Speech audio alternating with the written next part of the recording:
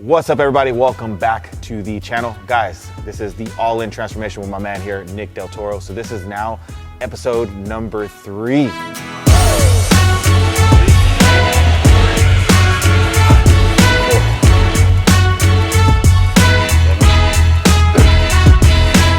So if you guys watched episode number 1, you saw the starting point of this journey. Nick was 272 when we first started. Today, what did you weigh in at? 259.6. 259.6. So what is that? That's like 13 pounds? 13 pounds. In roughly 12 days? Yes. Yeah, that's pretty crazy. That, guys, is not normal. So don't, like, we can put an asterisk next to it. What do you say this? Like, these results may vary. Oh, yeah. So sure. just to let you know, guys, like, you know, every person, every individual is going to work at their own pace. It all depends on just really a lot of different factors, but he's moving really, really quick, which is great. Obviously, you know, we have the ultimate goal. We told you guys, we're trying to get to that 10%. We're having him looking sexy, you know, looking good, aesthetic. Summertime. Yeah, get that summer body rolling. You know, but we're not just working on the physical aspect of things. We're also working on other things, mental. Yeah. You know, mental comes first, actually. I think we knock that out. Everything else tends to flow 100%. With it. But man, fill me in, guy. How you feeling? Okay. As you know, with work, I'm a little bit spread thin. Yep. But I'm eliminating certain things that I can't really change, and I'm recognizing opportunities over here to make up way more for these things that I have to eliminate. So aside from that, body, I can feel everything getting thinner. You know, all my sides and all my. How are your clothes fitting? Ass, jeans are fitting better. No joke, man. I felt like my mom. Because I remember her when she was gaining weight, and she'd be like, "Oh no," and then I was like trying to put my jeans over my ass. I'm like, "What the fuck?" And I was like, "This isn't me. This is my mom." You know what makes me think of that is like those girls that are trying to show their ass off when they're like, yeah. I wasn't trying, but obviously not with the same the same feeling going on. Yeah, no, not at all. I was kind of like, obviously we have flex denim here at Gas, but nice. They didn't flex that much. Oh man, boy. Woo. But aside from that, super motivated. My friend, she started with her own transformation. We grew up in this sport together. Yeah. And she wanted to thank both of us because she's like, Nick, if you didn't put out that video, I wouldn't have started. Is this Janet? Yeah, this is Janet. Yeah. So the energy, it's all kind of like you reflect on. It's like whatever you put out in the universe, you get back. I'm getting that energy back. So, dude, that's everything, man. Right? That's everything. Seriously, man. Yeah. Just to fill in on that right there. Like he said, what you put out is what you get. You know.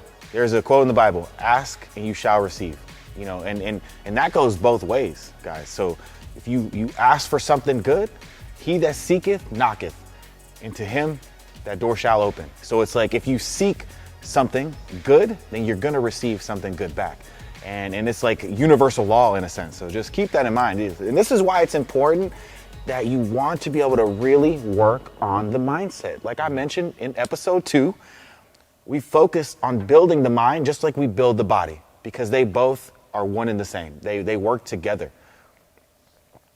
Yeah, and just to comment on episode 2, we haven't been showing training, obviously, because we've been trying to be low-key and respectful of, you know, the shutdown and everything. And it's like, right. You know, it's like, we should have never shut down in the first place, but that's another story. That's neither here nor there. Yeah. Yeah, that's another story. We could definitely go on a full tangent just with that alone. Yeah, and I'm not trying to get this taken down, but obviously, like when I was impulse eating, you know, it was some kind of a void and some kind of a need that I was trying to fill with the eating. I was eating my feelings, so to speak. Okay, because I was gonna say, my question to you is, what do you think that it was that you were trying to fill in? Yeah. The reason why I'm asking this is because this is going to resonate with a lot of people. Mm-hmm. Because, I mean, even I will go through this. Uh-huh. But then it's like, what we have to recognize is, guys, when the good thing about eating good quality, nutrient-dense foods and being on point with your nutrition is that once you go off, man, you feel it. Mm-hmm. It's like a hard hit. You know, so and then it's like, that's that reminder within your own body that's telling you like, whoa. let's get back to this because I enjoy feeling great. Oh, yeah. You know, and that's the mindset that I really want people to really kind of understand is that, you know, like you said, it's like, why we have to ask ourselves these questions. Why are we doing it? Because you have to pinpoint the exact reason that we do things so that we can actually step over those hills. Right on. And on that note, I mean, I would get the, obviously the instant gratification of the Uber Eats and then eat that and then pretty immediately have a food coma the next day, hard to wake up, foggy brained. But then, you know, on the same note of the instant gratification, it's like Instagram. I'm in the fitness industry. I follow a lot of fitness people, but man, scrolling past people with the body that I aspire to have is a little bit, it makes me kind of nuts, and it makes me like look at myself in the moment and really feel anxious and wanting it now. And does it make you feel upset? Yeah. Yeah. It's like, fuck, I want it now, you know? And very, I think it's stressful. It is. You know? It can be. And this is where we have to understand, guys, that social media is not reality, okay? Me and Nick talked about this off camera. He mentioned, or rather I mentioned that, like, we have to understand that people are basically putting up their highlights. Instagram, Facebook, TikTok, well, not TikTok because everything's pretty much on, you know, at that moment. But like, especially Instagram, you know, it's their highlight reel. You know, people are only going to put up the good, best pictures and the best videos. You know, a lot of these people, you know, Throwback Thursday, you know, Flex Friday. You know, I mean, don't get me wrong. I play the game sometimes too, but I try to get away from that because, you know, I like to live in the now. I like to live in the moment and realize, okay, instead of looking at that person and having that feeling inside that like, wow, like you look at yourself and you feel like you need to be this now. Like, we have to think about, okay, listen, use it as motivation instead. Yeah. You know, we got to change the mindset. We have to flip that over and be like, what am I doing now that's going to help me get there? Instead of using it like almost, because you don't want to compare yourself to anyone. You know, you have to just understand who you are, love yourself at all times. And if you want to make a change, then we make a change. And all that it takes is actions. You know, just like we set the plan in place for us to be able to get there. Obviously, we're getting there. So on that note, like with being triggered, because I would consider that being triggered. You see in this, you're getting all exacerbated and, you know. Let it light that fire in you, man. Yeah. So it's like, instead of getting upset, use it as the fire to, man, let me go hammer out this cardio session. Let me hammer out this workout. You know, I'm going to give it my absolute all. So getting to the training. So this week we're getting to highlight training, obviously, because the gyms are opening up. Yep. Sweden never closed down, but we won't mention that. Good, John. Joel.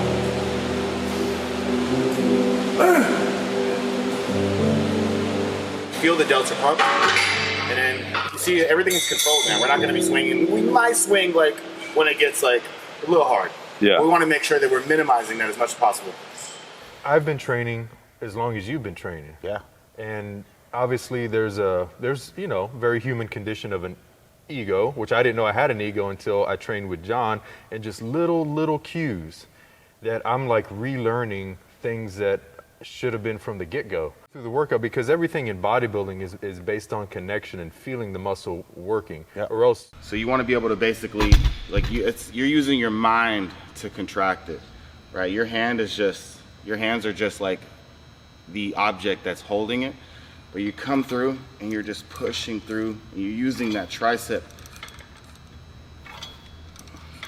to contract everything, as opposed to just, you know, we're just looking to move the weight. You want to actually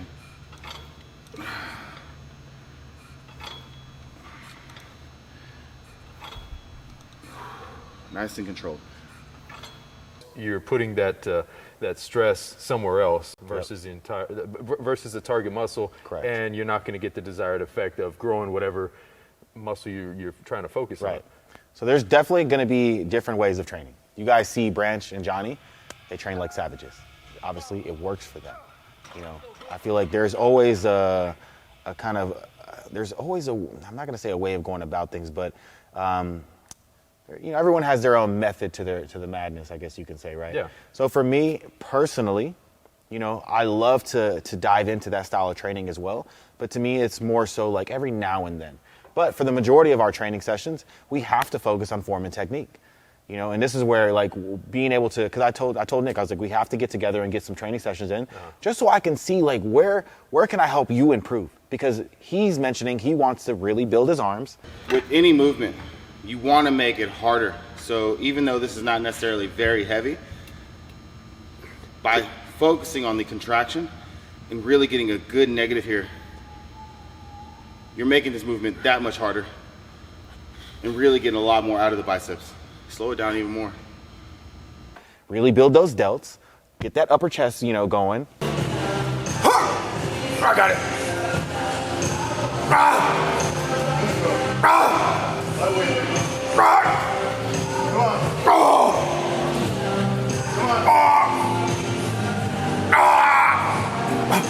Yeah, push that shit. Come on. Let's go.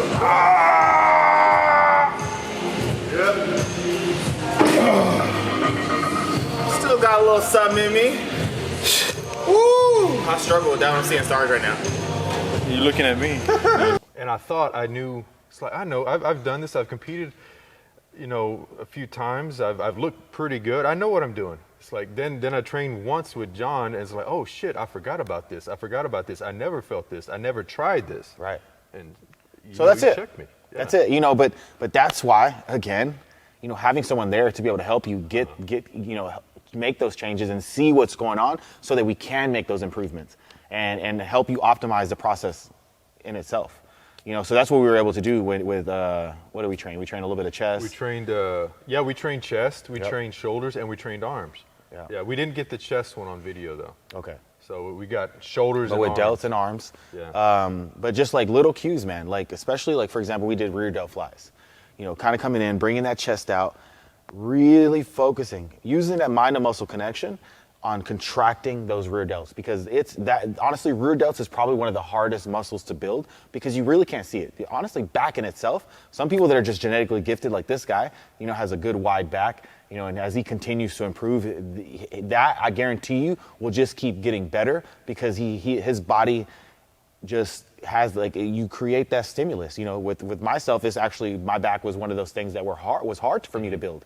It's like I really had to hone in and figure out what was the best way for me to go about it. Problem and solutions. Right. Like, yeah. Then you analyze why, like, you know, you analyze why you're feeling this way with Instagram. You analyze why you're missing a beat a little bit with your back. Right. So you pick it apart and find a solution. Yeah. So because weightlifting, you know, typically is just moving, you know, the weight from point A to point B. But when it comes to bodybuilding, we really have to optimize the process, optimize that lift, you know, get that cue in there and really figure out what's the best way for me to be able to target this muscle and hit it, and you can feel it. So, and that's the beautiful thing about it is just, and then once we get there, then we continue to improve from there.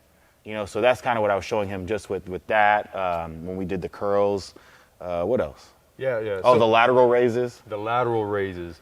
I've always admired any superhero, and in kind of subconsciously, people who have shoulders are automatically, your subconscious thinks athletic, your subconscious thinks Marvel superhero, right. Your subconscious thinks power, strength, and I've always admired this look, and I know this about, you know, shoulder development, so I always, in that front relaxed position, that's the first thing the judges see. I've always admired that capped out delt, yep.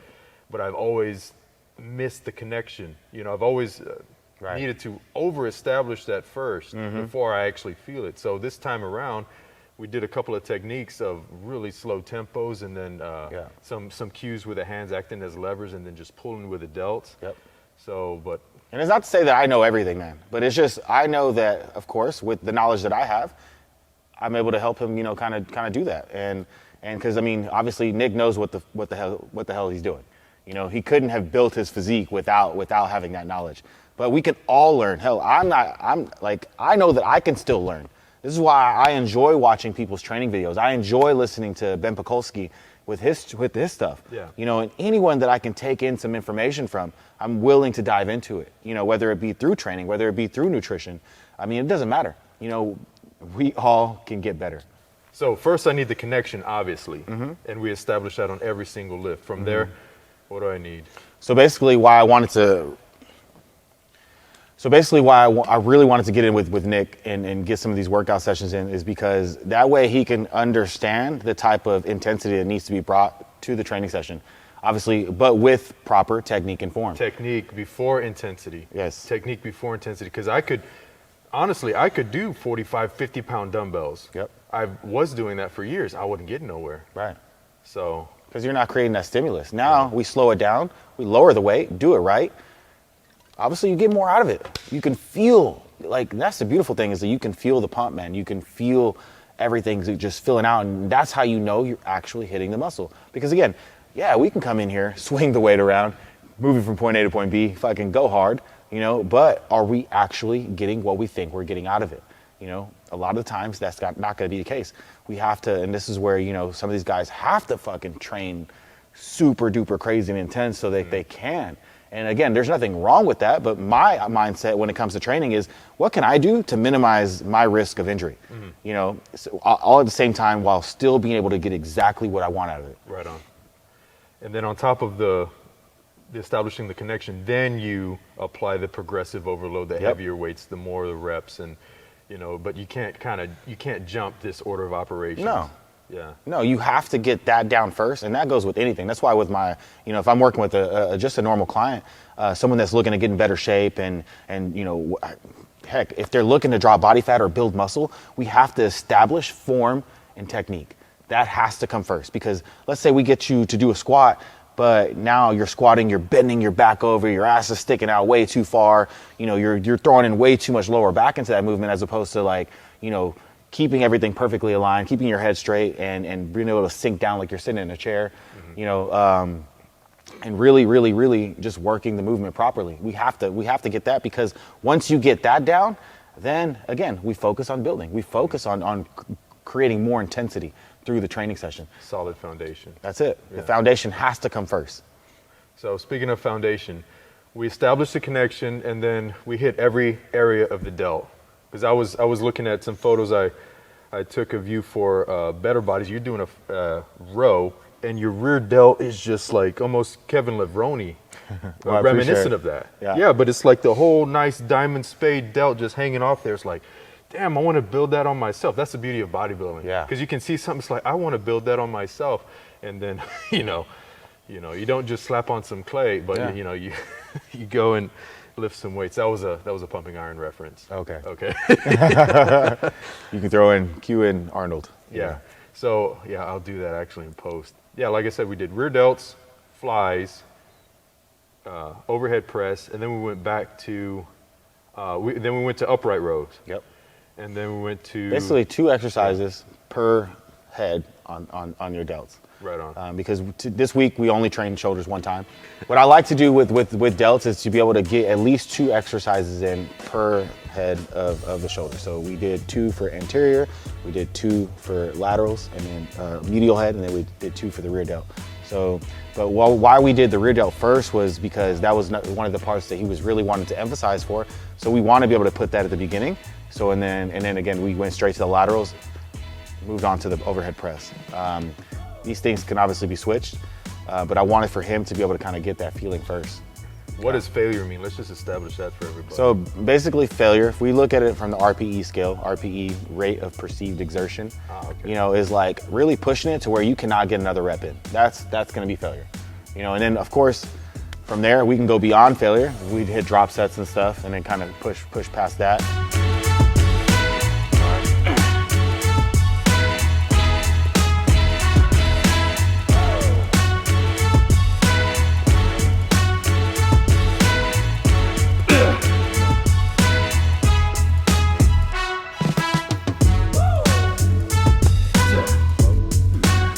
But you know, even RPE 7, 8 is still very hard. So it's like we have to kind of keep in mind that's a lot of the working sets we start off with is going to start there around 7, 8, which is going to leave you maybe anywhere between 2 to 3 reps in tank, which is what, you know, you saw when we were building up. Right. It's like, all right, I want you to stop here because we still have more room to go with increasing the weight. Right. So you're conserving energy so you can exert more on that top set. Right. And then going to failure is important for just creating that stimulus for your body to adapt, right? Yep, exactly. Okay. And then Exactly. you do that over and over and over, day after day after day, winning every single workout. Right. Maintaining your nutrition, ultimately building this awesome physique. Yeah, 100%. Also, arm day. Arm day. I have a good connection with my biceps, obviously. I have a decent connection with my triceps. Because what we want to do is we want to make sure that we're being able to establish that connection within the muscle. Because you can move the weight from here, from point A to point B, but you're not necessarily getting the most out of it. So with that, especially with the first exercise, that's going to establish that connection. Yeah. We go in, we feel it. Now you feel that muscle being pumped. Bring that negative down. You're getting all those fibers, making sure you fully extend at the bottom. Come back up, and now you're focusing. You have that mind and muscle connection where that bicep is the only thing that's moving the weight, not this. Because when you're swinging, you're using a lot more. I can do 60-pound dumbbells, man. Right. But Same here. These don't look. We did 100. Yeah. But it's like, am I really getting the most out of the biceps? Right. Right. With that, we slow it down. We work through the movement. Now we're being a lot safer. Because I hurt my back actually doing that shit. Yeah. So it's like, I wanted to make sure that, especially this workout session, that we make sure that we really, really, really focus on form and technique. And then build on top of that, because we're just at the beginning of the series. So Yeah. Episode 3 rather. This is only week 2. Yeah. So I'm down to 259. Got in some much needed revisiting of the basic Yep. connection as a foundation, then add on intensity to all these lifts. Shoulders and arms. So how do we progress? Just keep on keeping on. Yeah, right? because now that we got the basics down, from here, we just continue to push. We work with what his body's giving us, right? So this is why it's important for you to track your workouts too. So it's like, the good thing is we're filming some of these so we can see the weights that we're using. Or for anyone that has a journal, write it down. Journal your training. So then where you can improve upon each session. You're going to be able to push those boundaries more and more, because that's the key. If we want to build muscle, you have to get better. You have to improve. You can't sit there and just and this is why, too. right? Yeah. You're going to get stronger. This is why, with my clients and stuff, I try to tell them, look, we have to stick to a plan. You have to keep doing that plan week in and week out. Of course, we run through different phases. So we'll run through a hypertrophy phase where we're in 8 to 10 rep range or 8 to 12 rep range. Yeah. And then we'll throw in a week where everything is 20 reps. So of course, not everything we're not gonna be able to hit the same amount of weight, but we're conditioning the muscle in a different way. And then we bring it down and we can work, a 4 to 6 rep range. So it's now we're being able to focus more on strength. You're gonna pick up that weight a little bit more.